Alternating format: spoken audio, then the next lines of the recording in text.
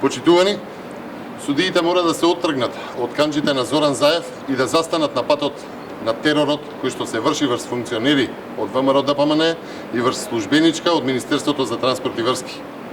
Наскоро ќе се одлучува за трето определување на притвор, трета одлука за 30-дневна мерка за Димитар Димовски, Дејан Митевски и Јанета Јорданова, а досега по 2 месеца притвор се уште тројцата не се посетени од јавен обвинител и немаат дадено исказ.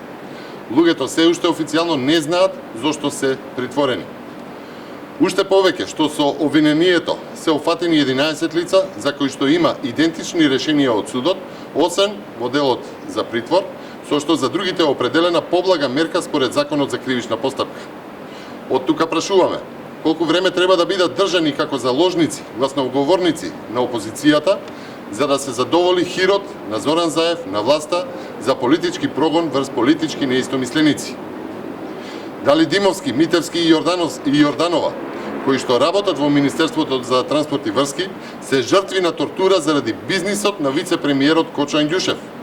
Дали се изложени на тортура затоа што си ја работеле работата и побарале официјално мислење од државното правообранителство?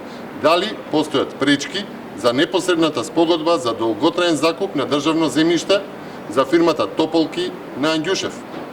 За ова информираа медиумите дека неколку дена откако Министерството побарало мислење за случајот Тополки, со документ подпишан од службеничката Јорданова, а изработен од Митевски, тие завршуваат во притвор.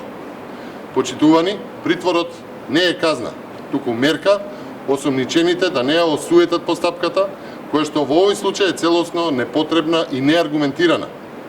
Судот кој што денови веќе носи одлука за ново продолжување или укинување на притворот за нив, мора да се одважи и да почне да одлучува врз основа на законот и на доказите.